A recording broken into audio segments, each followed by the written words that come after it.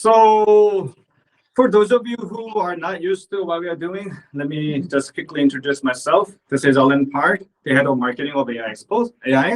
And yeah, I am excited to have you guys and talk about the mobile game marketing. And I'm Jamie. I'm the client success manager of AIX, and we are joined with a very special field expert, special guest.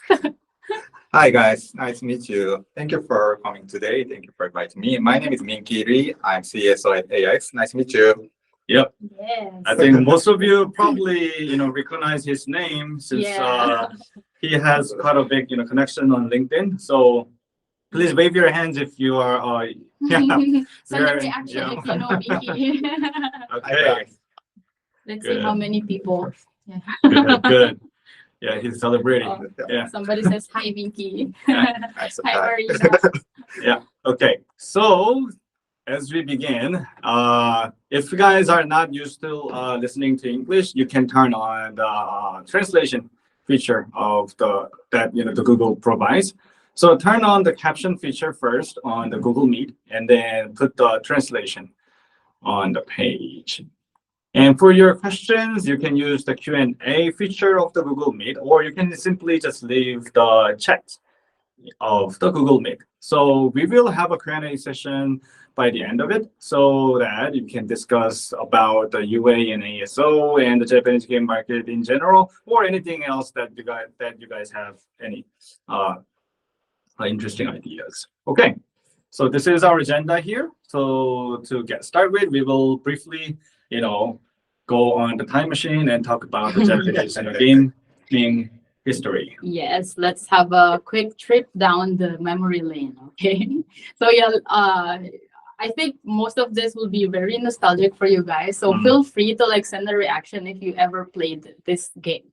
So yeah, in the 1970s, actually, it's dominated by the arcade, and it's not after 1983 that the Famicom was introduced. So in the 1970s, early 80s, Japanese people feel like the games are should be played in the arcade. They don't have the idea yet of the home console, and yeah, came the 1990s.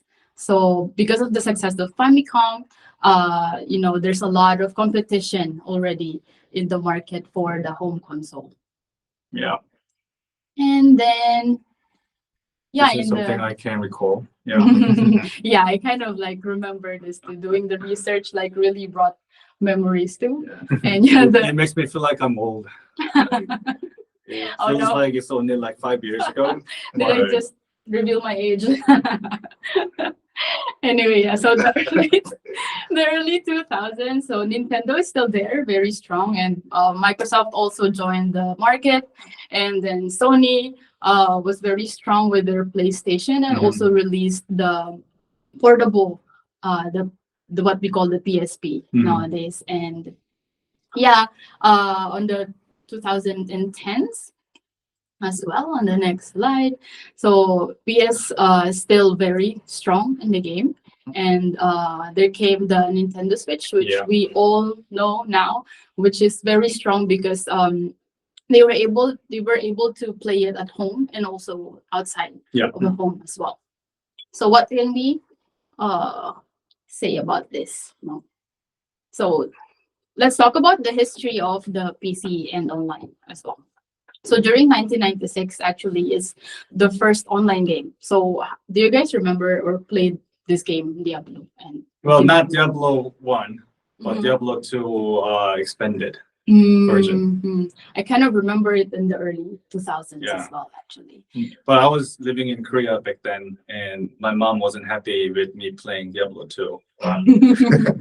I guess I was a little young, to face all this, kind of gory, demons. That's true. But then, yeah, I think the internet was still not that good that time. So, and also it's quite expensive. Yeah. So the online didn't really, thrive during this time. There are only 13% of the Japanese population that had the online access. Yeah. So not many PC and online games during this time compared to console games. Yeah. Not only until like 1999, so early 2000s. The internet got better, a lot better, and yeah, it continued to thrive with the release of the Final Fantasy 11 in Yeah. 2002. So I think we all remember now this one, right? Yes. And in 2003, 64% of the population already had access to online. And we can say that this is the era where the online games already entered Japan. Yeah. Mhm. But But but few years after the iPhone was released and the mobile really thrived in Japan. So there was a Puzzle and Dragon and Monster Strike that was released in 2012 and 13, Mhm. but still like really ranking high yeah. up to this point. And we can say that mobile is still really strong and continues to grow Yeah. in the market. Yeah. So the PC and online games thought they can now, start to have some significant share in the market, but nah. Mobile says nah. Yeah. True. So yeah. So the overall theme of this is that, Japan is the pioneer with to develop the video games. But because of that, Japanese market was so busy with the arcade and the console games and also the slow internet, the not good infrastructure of the internet Mhm. really caused the PC and online games to not really thrive in the country. But mobile game has become a major game format, and plus over 10 years now, Puzzle and Dragon and Monster Strike are still popular. Yeah. So since our topic today is the mobile game marketing in Japan, let's focus more on that. Mhm. Japan game market, general information. So as most of you know, the mobile game market size worldwide is pretty big, about $90 billion. And among that, Asian market, has a share of about half of it, more than half, like, $53 billion. And among those 53, about, $12 billion is from Japan. So it is widely known that, Japan is the third biggest mobile game market worldwide. And among in that, mobile market size, it's interestingly that, the Japan's OS distribution is more in the favor of iOS. Mhm. So worldwide, I know that Android has like about 70% and iOS about 30%. Probably because Android devices, are rather cheaper than the Apple's iPhones, and there are more like types. Not just Samsung or there, but Chinese made like Huawei devices use Android OS. So even so, in Japan, it is iOS 65%. So I think it's an interesting, characteristic of Japanese market. And among in about 80% of the entire 13 billion US dollar market is smartphone games. So about yeah. That's so high. And yeah, interestingly, there's console game that's about 12%. So which is more than the PC. So yeah, PC and online games are kind of still struggling. So the multi-platform, games are quite, important to, pay attention to in Japan. But mobile is the biggest. That's for sure. And the number of users in general. This is from Famitsu, Japan's biggest game magazine. In 2022, according to their research, there are about 54 million gamers, and among those, 54 millions, 40 million people are playing mobile game users. I know some of them, about like 10 billion, are also playing the console games along with their mobile games. But at least we can say that there are a lot of users, and those users prefer using X, formerly Twitter. That's why we put it on the top of the list. Even though its users is about 45 million users, the young people between 10 to 20 or 20 to 30 are the major users, as you can see from the graph on the right. And along with that, there's this chat app called Line. This is kind of like WhatsApp in Japan. It has 95 million users. But even though it has the most number of users, it doesn't mean that all of these users are likely to play the mobile games. since it's like for everybody. And there's Instagram and Facebook, and also YouTube. There's 70 million users. But yeah, so TikTok is another important SNS platform that's rising quite quickly. Yeah, so you can check out the more detailed information later on. So now let's talk about, most importantly, what are the characteristics of these Japanese users? Like there are 40 million mobile game users in Japan, right? And what are their characteristics and what we should do, what we should remember to target them? Okay, thank you, Aaron. Okay. Okay, my turn. Yeah, let's start with fun questions. And what are the characteristics of the Japanese user? Okay, first, high ARPP. Did you guys know that Japanese average ARPP is about $105? It's very high, right? I guess Japanese user could be among the third or fourth highest in the world. That's nearly double the global average. Average is very big. Yeah. Just only 1660. Okay. Yeah. It's not only about economic factor, it also includes special pattern of how Japanese user acts. Next. Yeah, I think that the main reason for this high ARPP is the gacha system. Yeah. Yes, this is a random box. Someone called it a mystery box. Someone called it Mimi. Do you guys know Mimi? Yeah. No, yeah, that's everyone like the Dungeon and Yeah. Dragons. Yeah. Yeah, so You And so cannot on. pass. yeah. I know because of you, I think. Yeah, it's a treasure chest. Yeah, I love that. Yeah, this means the high risk, high return. Yeah, gacha is type of game feature in which players paid money to get random items or characters. Some of those are very special and limited. So let's meet the pictures. So I like this picture. Maybe Akihabara. Yeah, you know guys, Akira. Yeah. I love this box. Yeah, this is called Kashapon. Kashapon means Kasha plus Pon. Yeah, this you can get the toy like speaker and character goods from the vending machine. Yeah, if you come to Japan, I suggest don't miss the visiting Akihabara, please. Yes. To spend the remaining coins, Yeah. very helpful. Yeah, she Yeah. said I want to go home and I have the entire system. Yeah. That's me. Yeah. So yeah, Jamie, please testify. Yeah, if you see my office Looks table, like me. Yeah, there's lots of like gachapon items there. Yeah. It's me. Yeah. So like all of these, gachapon boxes have a theme. So yeah, it's from like famous IP like Dragon Ball or Kimetsu no Yaiba or One Piece. Naruto, and so Yeah. on. And those are famous IP we can understand, but there are these like little things of the combinations of like basketball court, and there's like in-house item in this small figures, and for very unique reason that the Japanese people want to collect all of the items that were made for the same thing. Mhm.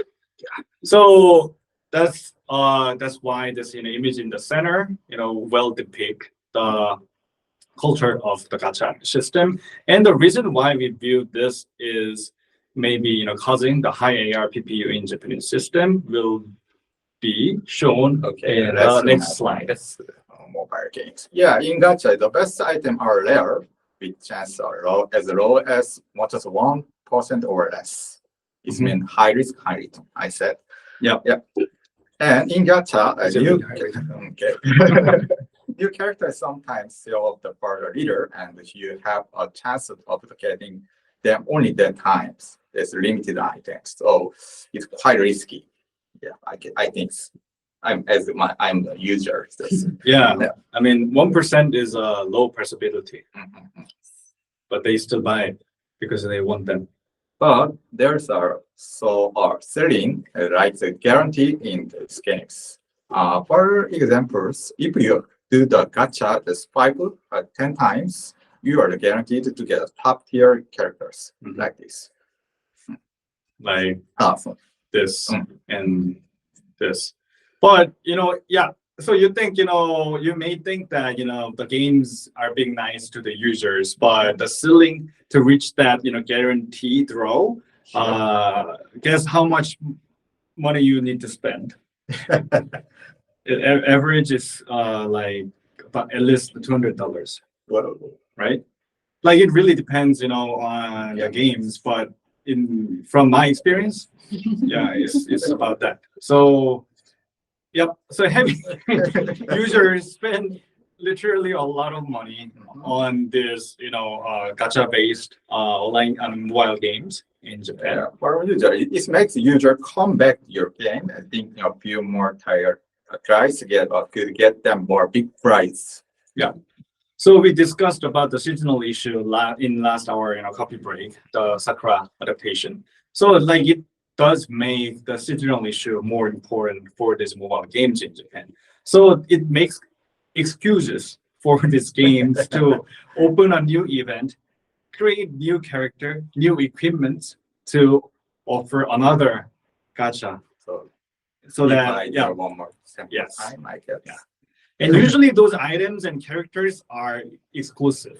Like you can get them only during that period. It's usually about like 2 weeks to a month. So after that, nobody you cannot get them again until like maybe 1 or 2 years later when they were able to kind of revive them. So yeah, that's one very, specific, characteristic of the Japanese, users and the market. Mm-hmm. We call the Concord Impact. The Concord Impact is mobile gaming. The user keep playing the game because they have already spend a lot of time and money on it.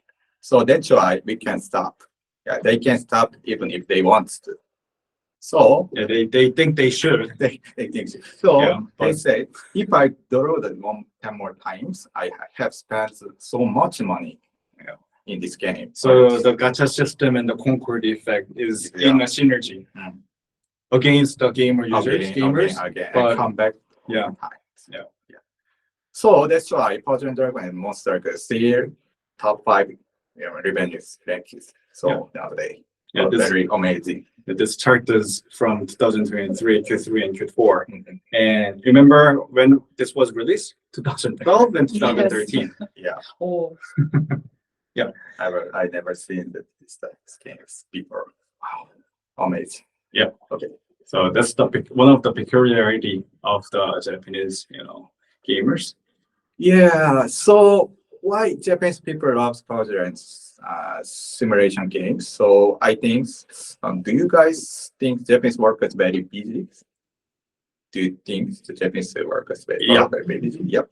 Yeah. Of course, you might imagine them getting early and working hard all days. So that time, Japanese people often prefer the casual game like puzzle simulation. That's why not enough time to play game. Yep. Yeah. That's why we love Japanese guys love puzzle games and RPG. Yeah, of course. My favorite game is Dragon Quest and Final Fantasy. Yeah, Japanese creator JRPG genre like the Final Fantasy and Dragon Quest. So there is no need to explain. Yeah. Next. Okay. Yeah, let's compare the American and Japanese user about the type of game they play over the past 1 years. Yeah.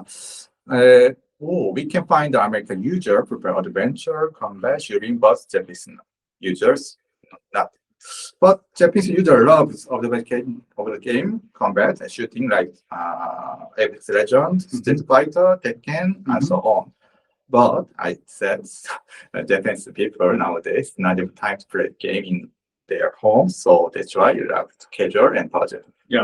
So just take a note that the question here and here is not which game is your favorite. It's more close to which game genre did you play in the last year. So like it may, really, talk about trends nowadays, how the Japanese, gamers play the game, like which is more easier to play, so to say.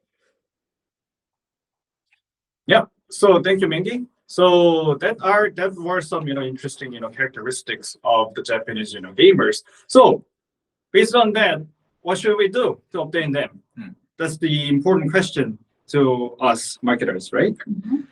Yeah. So let's dig in.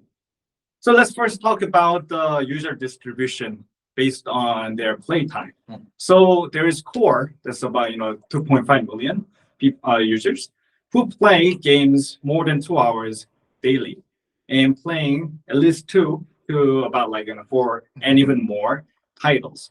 So that's quite a lot. But for the middle, there is about 11 million users who play about 1 to 2 hours, playing 1 to 2 titles. And light users, 15 billion, daily game play time is less than an hour. This is going back to what Mingy just introduced. Having less and less time on the game, they would just, do some, killing time, simple casual games, maybe during their way back home on the train, and during the weekend, maybe they will spend a little more time on different titles. But so that's those people take up the major share of the market, middle and the light.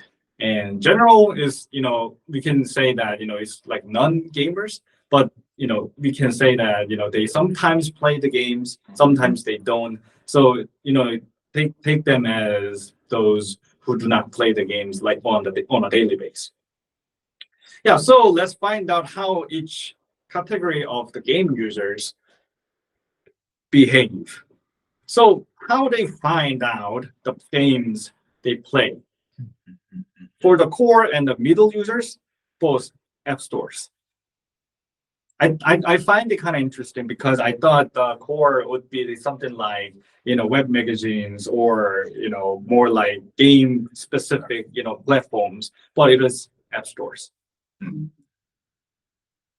And the second and the third is like people around me are playing, and friends recommended me this game.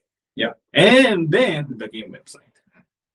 For the middle users, same goes for the two, second, and the third. But the fourth, what they say is that because they see it on the television commercials or the ads, maybe in OH in Shinjuku or Shibuya stations. For the light users, is totally based on their acquaintances' acknowledgement. Oh, my besties are playing this game. I'm gonna play. My friends recommended me to join. Maybe send you the request to join the game, so that if you do that, yeah, you get the like gems for like Yes. 500. That's for the light users. Yeah. So that's let's take a note that the core and middle users are paying attention to app stores when they are looking for new games. So yeah, that kind of adds up to the importance of the ASO. But before we get on to that point, we can also discuss that how these users find new information about the games that play. So the orange is the core, the gray is middle, yellow is the light, and YouTube and X are the two main sources of information. Yeah, the middle, users seem to use Instagram and Yahoo quite a bit. Also the core users too. But YouTube and Twitter are the main things for the users to get the new information. And that's kind of why we assume that the top, top 10 revenue games in Japan have both official X and YouTube channels. Just like this. So if you're thinking about launching in the Japanese market, and if you have enough resource, please do think about having a Japanese official X account and YouTube channel. It'll be a very significant window to communicate with your users. Yeah, and please pay attention to these factors of your games. So the question was, tell us what kinds of factors made you play the game. So now the users found there are some interesting games on App Store. But what eventually made them to decide to continue to play the game first is the control. Second is the character design. Third, how to train your characters and level up your characters. So like it's most likely the in-game content, but specifically how you need to train. So is it going to be very like boredom, repetitive huntings, or will there be many ways, interesting ways to train your characters? Of course, it's immersiveness. So like this is kind of vague, ambiguous idea there, but it's more like how much you can like relate to your characters in the game, relate to the world view and stuff. So like it kind of includes the stories and the graphics and all that. So to be more specific with the control and the character design, the first one and two upload points is that first thing is the easy control. So we discussed that the Japanese users, the most played genre is the puzzle, and so to have a easy control, easily playable games are like more likely to be picked among the users. So even like from the keyword katate, which means one hand in Japanese. So whether you can play the game with your one hand or not is a standard. Whether I should try it or not. So that's one part of control. And another thing is the sensitive control. So like when you try to play like very high graphic games with your smartphones, sometimes it can feel kind of dizzy, and sometimes it's kind of lagging, and sometimes it doesn't feel like I'm yeah in my intention. So yeah, so like sensitive control becomes an important factor. And the character design, yeah, as most of you already understand, Japanese market in general are prefer to the anime like designs and this kawaii characters and handsome moe. Yeah, I mean, Uma Musume, I'm sure you guys have heard of that game. They kind of personalized the horses into kawaii girls, and yeah, and I don't know who thought of that, but it happened and it succeeded. So the character design, they should be likable, and they should also have intriguing stories behind, so that the user should feel like I want to obtain them, I want to train them, I want to have them fight the big boss and then achieve their dream in the game. All that motivate them to participate in the gacha, and even purchase more items to equip to your favorite character. So in summary, the Japanese users and the market has higher ARPPU because of the gacha system, and they mostly their most played genre is puzzle and RPG, and most source of information is YouTube and X. And the gamers in Japan really think control and the character design of the game important. Okay. Now let's talk about the user acquisition in Japan. So to get started with, I just wanted to point out that the budget distribution over OS when you do the media mix is kind of advisable is to start with iOS 6 and Android 4.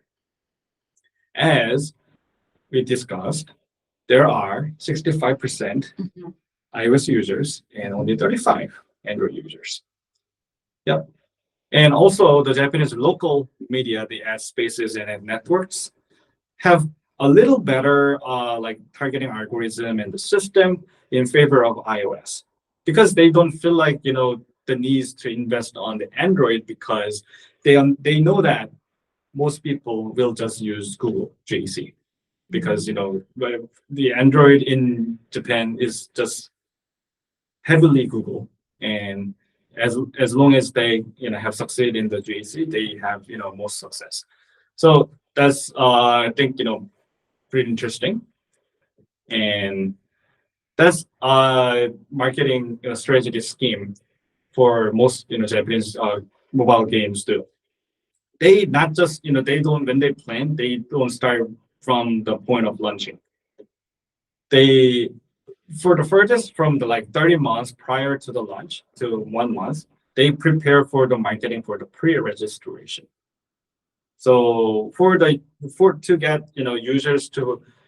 register for the pre-registration of your games, they usually do the UA marketing in the Meta, Twitter, Google, ASA, and then that lead them to eventually the app stores.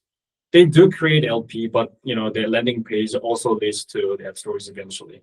So the budget can be very even the biggest among the other among the three phrases that we are seeing here.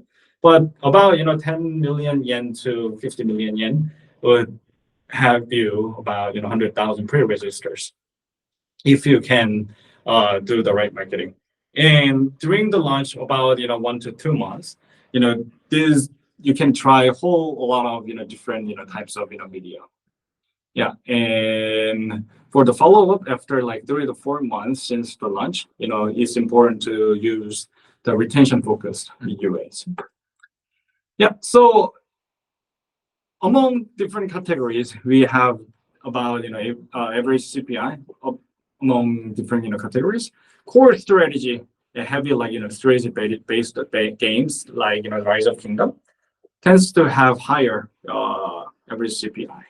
So you can tell that the hurdles are kind of higher compared to like MMORPG. MMORPG, hard MMORPG is like Black Desert and Grand Sagas is a little lower than core strategy, but still pretty high. Action RPG like Genshin and Honkai is about 900 yen to 1500, and action quite cheaper because when we call it action, it's not like hardcore. It's usually the casual action games and sports too, and CMSs and rhythm puzzle and hyper casual. As you can tell, the casual games have the lowest CPIs. So it really goes back to the idea of the puzzle games are highly in favor nowadays.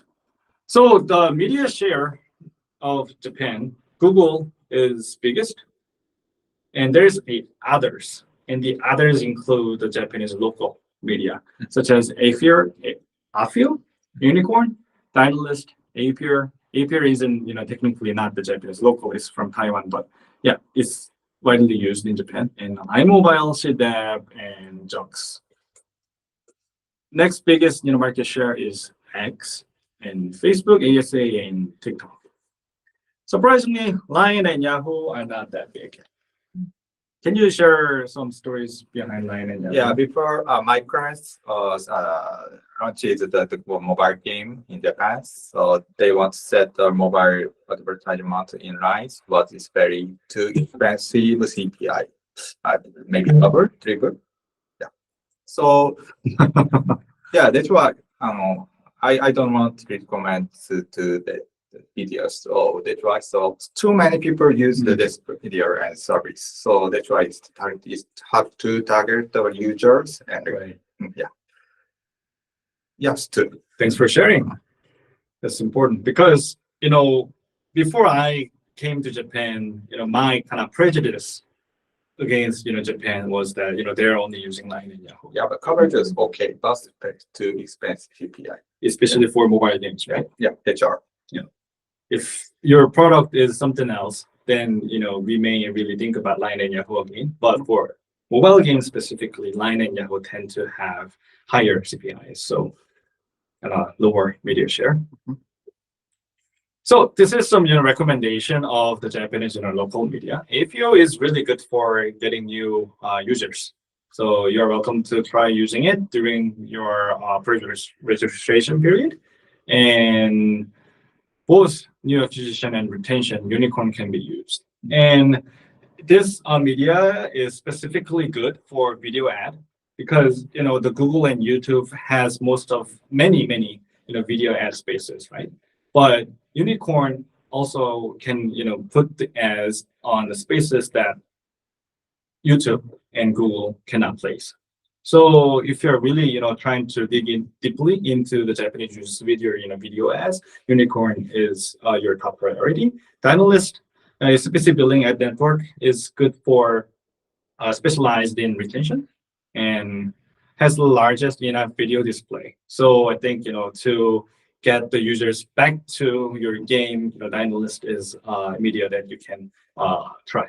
It also offers new acquisition area, but it's not that effective from at least our experiences. Okay, so another point that I want to make is that there's long CP marketing via point site is quite getting bigger in Japan. It's because that point acquisition, like when you go to maybe like Walmart and purchase something and you hand out your like Walmart membership card, then you can accumulate your points and then buy something later with your point. That's behavior is like national in Japan. Yes. Only less than 10% answers that I don't do the point accumulation action. So among those, a lot of at least close to 1 billion Japanese population is doing the point point accumulation actions. So among 30% of the entire like 90 population of Japan participate in puzzle games to gather points.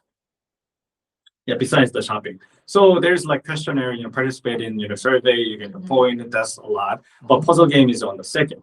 It's even more than lottery. So games like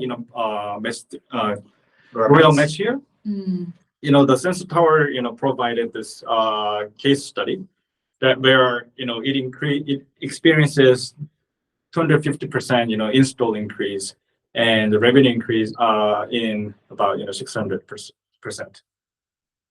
Via point income. Yeah. Yeah, our service, right? Yeah.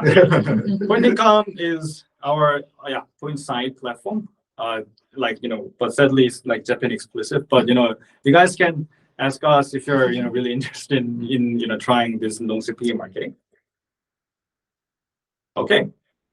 So that's for the UA. I kind of briefly walked through it, but you guys are welcome to send us email if you have any questions or need some new thoughts. But let's move on to ASO.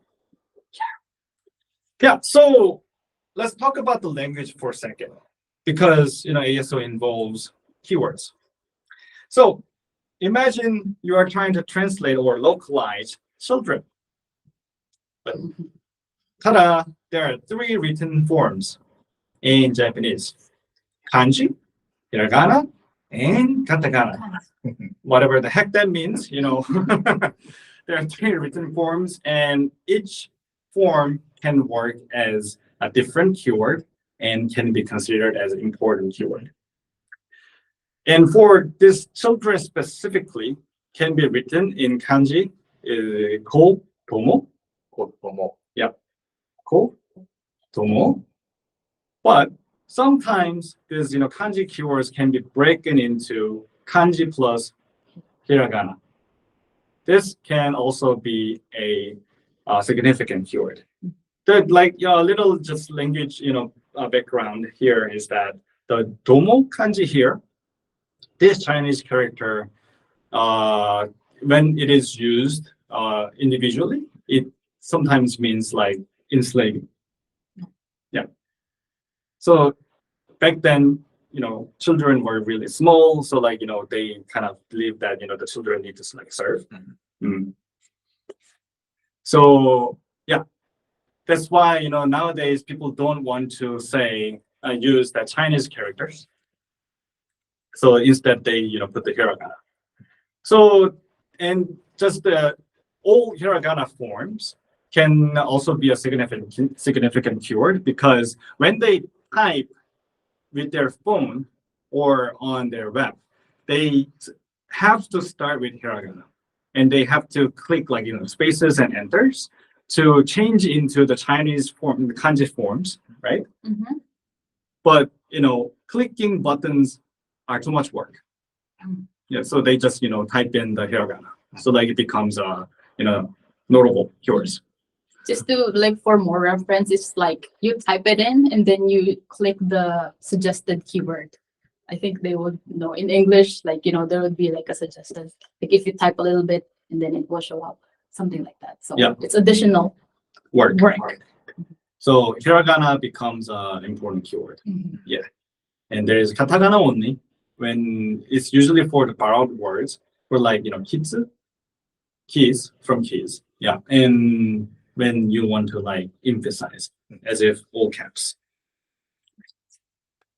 So that's one important note to make in the Japanese keyword. Another thing is when you break a phrase or compound keywords into separate, will the system be able to index them as a compound keyword even though they are used separately, or should they be put together in order? Kanji plus katakana or hiragana, we have a little more confident that even though when it's used separately, it can be still indexed as a compound word. So if we have free and casual here, kanji plus katakana, free casual can be indexed as a compound word, but when it's casual plus game, so it's katakana plus katakana, we are less confident about it. So I've read some articles where it's the ganas separated ganas can also be indexed in the compound word, but sometimes they don't, because it's just that it's more hard to find where it ends and where it starts for the ganas compared to kanji. Like kanji is like for sure, it's I don't know how to well explain it, but yeah. So take a note of it, and then we will try to do further like research and then be more like confident about these differences. So, but because of the three different written forms, this kind of new test in the keyword optimization will generate when you do it in Japan. Yeah. Last point from keyword side is that homonyms in Japan can be a lot more complicated. So we have two different kanjis that can mean town. Specifically, the one on the left means a small can refer to a small town. On the right is a more developed town where many streets and avenues are kind of interconnected. So they have different meanings technically, but when you are trying to find a keyword that matches town, all these two can be used. You can just have one of these, but at the same time, when you think of it, it's just one character. And might as well just put another one in the keyword field because it still is a significant keyword. There are more examples in the like to make and in the words that mean make and the change. So yeah, slight differences with the same sound and similar meaning. Change, replace, substitute. In English, all of them are different words, but with different sounds. But in Japanese, they have all the same sound. But changing that one character into different kanji, it will be noticed as different keywords with different search volume. So it'll kind of really make your keyword optimization tests more abundant with better possibility of success. Okay, that's the keyword part. And let's talk about the review for a little bit. Yes. So for the reviews, actually, we did this survey before, and we asked the Japanese people the most important factors that make them decide on downloading. So even though the text, the metadata, and the creatives are important, the reviews said like 65.3% said that it's the most thing that make them decide to download the game. But yeah, 57% of the users also don't want to write their own review. So we can say that encouraging users to write reviews is very essential. Right. So when do Japanese people actually want to write the review? So they said that 23.9% is when they feel dissatisfied, and 15.6% both dissatisfied and satisfied, and only 10.7% says whenever they feel satisfied about the game, they write about it. But yeah, the other source said 49.8 don't like writing reviews. as well. Yes. And yeah, let's talk about the creatives as well. So I think this is one thing that most people are really interested about. So what we can see on this whole screen is just like a few examples. So what can you observe with this one? I feel like, there's too much information, too much colors, and there's so many things happening in the screenshots. Some people would say that it's ugly or like, it's overwhelming, but in Japan, it actually works. They're used to this kind of creatives. Yeah. And yeah, let's observe some more screenshots. So here is the popular royal match.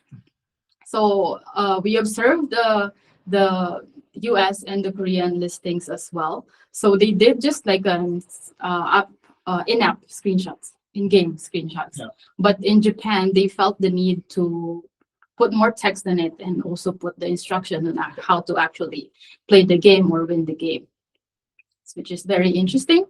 And another thing is that this game, Mahjong Zone, which is, I think, originally from HK, Hong Kong, China. Yes. So here, what we can observe in the Korean listing is that they included, it's half and half. There's like 3 female characters and also 3 male characters. Can we call this character as male? I feel like he is. Okay. Well, I wouldn't gender him. I might misgender. diversity, Yeah, yeah. diversity. But yeah, okay, maybe like they included male characters as compared to Japan. They only use female characters. Okay. So they emphasized more female. Yeah, it's a point. Yes. So even in the second screenshot too, there are 2 characters as well. And yeah, the colors that they used as well is more into the pastel colors and bright. And as for the number of text, so the Korean one has like bigger text, but if you count the number of characters, I think Japan actually uses more characters in their screenshots. Okay. Mhm. And another example, which is actually I really liked observing, is this Legend of Mushroom game. It's like for the US and Korea, it's like, I'm a mushroom, but I'm fierce and I'm going on an adventure. I'm gonna slay this Other enemies. Yeah, but in Japan, it's just like I'm going on an adventure. So it's very they focus more on the cute characters and then going on an adventure as well, but with my cute other friends as well. So yeah, I think this is quite unique characteristic of Japanese screenshots as well. And another a good example of this as well is the popular Genshin.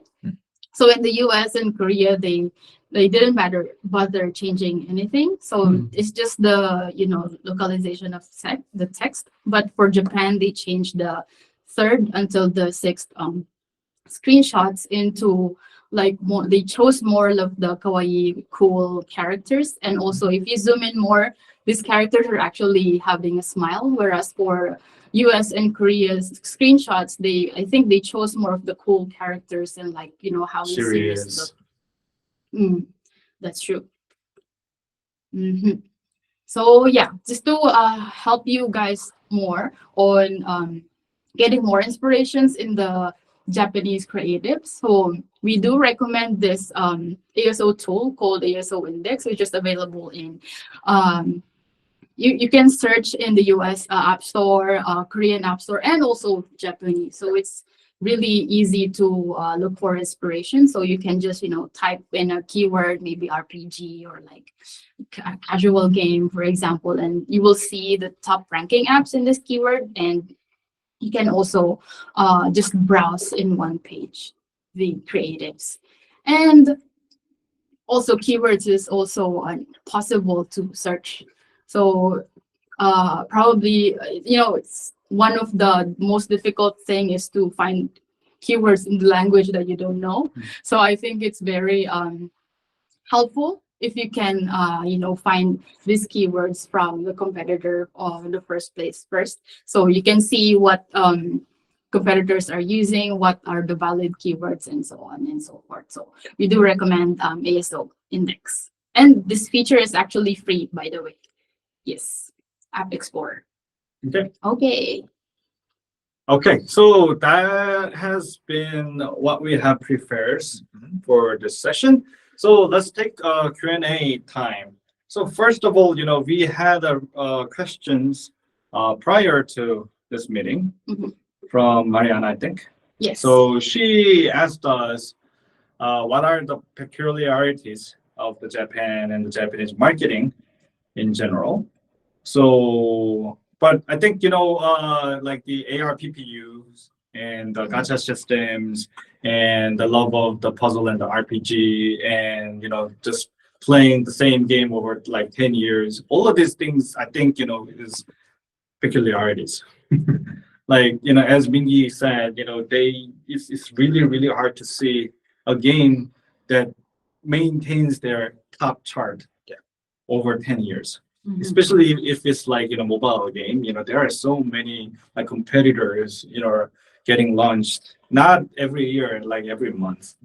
So like like sustaining that high ranking, they are doing good updates and good marketings too, but it's, I don't think it's just about what the game publishers and the developers are doing.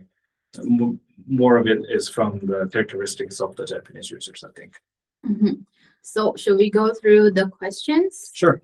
So we have here, don't you guys use any streamers to play the game for their followers or using any streaming platforms? Yeah. So it's a good question. Actually, our next coffee break in May will focus on influencers in Japan. A lot of influencers in Japan, and just one preview Yeah, of give me influencer some marketing. hints, please. Are you guys familiar with the term virtual YouTubers? VTubers. VTubers, so called. Yeah. So those VTubers would put on anime-like avatars on you, and then act like you are a former emperor of a like fantasy world. And Japanese people like it, and then they want to see that former emperor of fantasy world plays like him. How weird is it? How weird that sounds, but that's just very like well sold like concept in Japan. So those will be introduced in the next webinar. So please stay tuned. Yes. And another question is, which form will be the highest priority for keyword strategy? If I use branded keywords, sometimes branded keywords have the same or similar volume, but in different written forms. Yeah, that's a very, very important question. So like, for example, your brand keyword, brand word would be like English word, right? But when it comes to Japan, you may want to try to write it in a katakana form, and maybe katakana form in the parentheses or katakana form in the first, and then the original English name in the parentheses. So like, it's really hard to pick one written form over the other because it really depends. Sometimes the katana form has the most search volume and would have more higher chance for your game. Sometimes it would be the kanji. Sometimes it would be the hiragana. But one thing I can tell you is that I've talked to my Japanese friends and the Japanese colleagues that when it's just the old kanji or old katakana or old hiragana, they find it quite hard to read, quite hard to like comprehend quickly, because the Japanese language does not actually have space in between words. So the sign of space, sign of break is usually when the written form changes. I hope. Complicated. Yeah. Yeah. So I know it's not like very clear answer to the question, but it's really important to look at the question in context that you're in. Mhm. Yes. I hope that somehow answered the question. So let's go to the next question here. What are the most common in-app events in Japan? Are they different from other countries? That one first. Okay. You have any ideas about the popular in-app events? Yeah, in my case, so many clients want the IP collaboration with the famous Japanese animation IPs like the Dragon Ball, One Piece, Naruto, but it's very not a common case. So I guess the gacha event is best. Mhm. I think. Yeah. Other countries, I guess the same event also is very useful, but in Japan it's more it's the make the good effect to the from the users. Yeah. So I guess, she generally shows like the half-year anniversary, first-year anniversary, major update event. Especially, yeah. Especially a limited item is very good. Yeah. To Make it exclusive. just this period. It's only available for 2 weeks.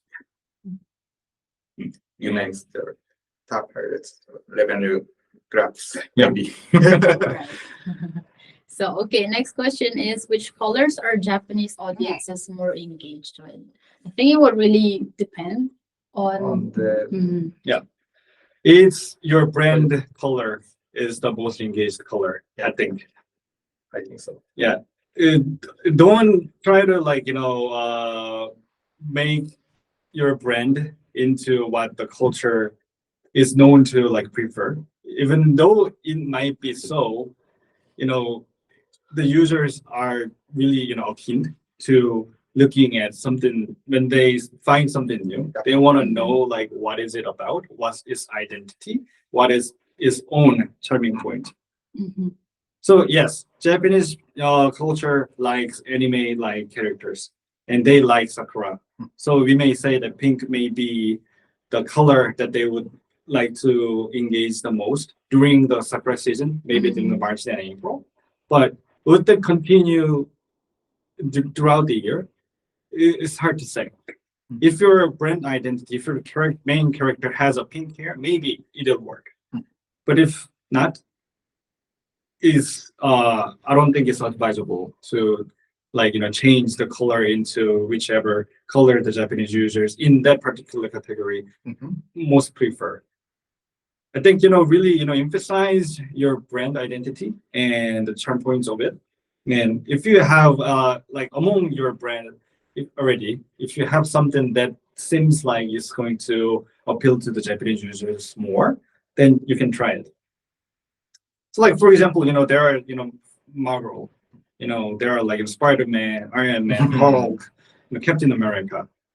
Yeah, it's not really about the color, but for America, as far as I remember from IB test case study, Captain America won in America, Mhm. and China Hulk won, and Japan Iron Iron Man, Man. yeah, and Korea Spider-Man, I think. So that's something that you can try among your brands, but not. Yeah, I hope it makes sense. Okay.